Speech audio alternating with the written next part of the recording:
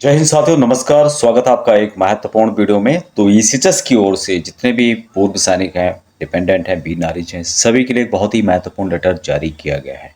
इससे संबंधित latest update और विस्तार से इस वीडियो के माध्यम से जानते हैं।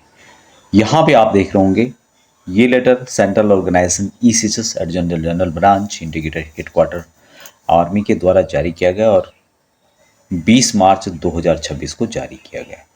इस लेटर की जो कॉपी है संबंधित जितने भी ईसीएचएस से संबंधित हैं, हेडक्वार्टर चाहे एयरफोर्स हो, नेवी हो, आर्मी हो, कमांड्स हैं, कोस्ट गार्ड हैं, रीजनल सेंटर्स हैं, उनको भेज दिया गया है।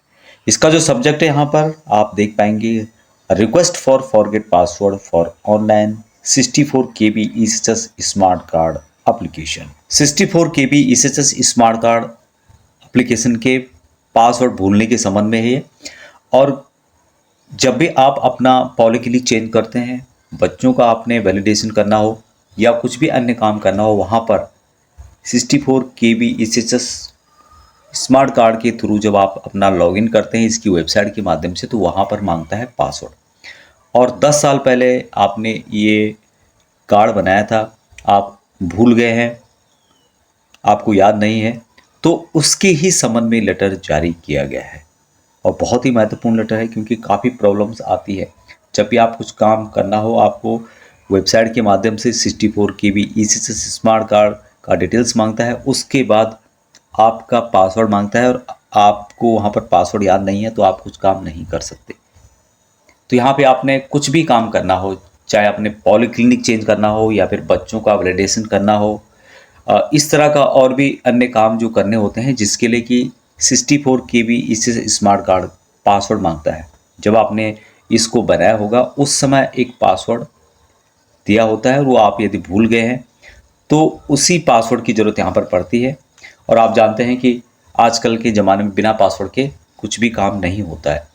तो जब इसकी ऑफिशियल वेबसाइट में आप जाएंगे तो वहाँ पर पासवर्ड मांगता है, और जब आप भूल जाते हैं पासवर्ड, तो इसी के संबंध में यहाँ पे बताया गया है कि it is pertinent to note that a large number of ESM या primary beneficiaries are requesting for resetting of password as they have forgotten their password. To tide over the problem who have forgotten or lost their password, the following action is recommended. यहाँ पर बताया गया है कि बड़ी संख्या में पूर्व सैनिक या फिर प्राथमिक लाभार्थी अपना पासवर्ड भूल जाने के कारण पासवर्ड रिसेट करने का अनुरोध कर रहे हैं।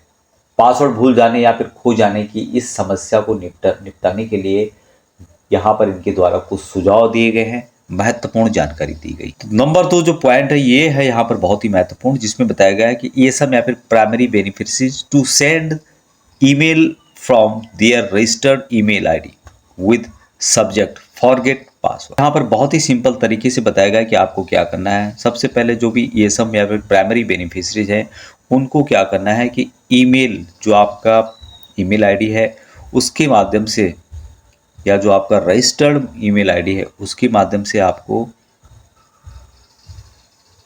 ईमेल करना है JDITECHS2@echs.gov.in। और सब्जेक्ट जो होता है वहाँ पर आपने लिखना है फॉरगेट पासवर्ड। और ये आपका जो रिक्वेस्ट है CO ECHS या फिर ECHS जो रीजनल सेंटर है वहाँ पर आपका जाएगा। दूसरा पॉइंट बताया गया है कि इन केस ESM या फिर primary beneficiaries is not having registered email ID then is requested to share copy of PPO। जो भी ESM है, प्राइमरी बेनिफिशियरी है, उनके पास यदि रजिस्टर्ड ईमेल आईडी नहीं है, आपको फॉरगेट पासवर्ड लिखने के लिए बोला है लेकिन आपके पास ईमेल आईडी आपका है ही नहीं रजिस्टर्ड, तो आपको क्या करना है कि ये जो ईमेल आईडी है इस ईमेल आईडी पर आपको अपना PPO की कॉपी सेंड करनी है। ये यहां पर बताया गया है। लास्ट पॉइंट है, on receipt of above mention detail and validation of credentials fresh password will be shared.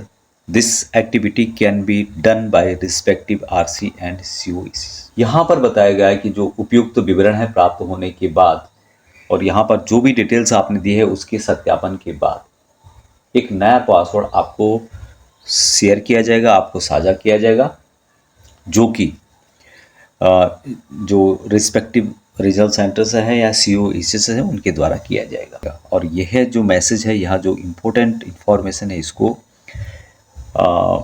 फैलाने की बात की गई है, इसको लोगों तक बताने की बात की गई है, क्योंकि लार्ज नंबर ऑफ जो ईएसएम हैं, प्राइमरी बेनिफिशियरीज हैं, उनको अपना रजिस्टर्ड ईमेल आईडी पता नहीं है या पासवर्ड पता नहीं है। तो ये जो तरीका है उनके द्वारा बताया गया है, इसके माध्यम से आप अपना पासवर्ड पता कर सकते हैं। ये था एक महत्वपूर्ण लेटर। अभी तक इतना ही। जय हिंद।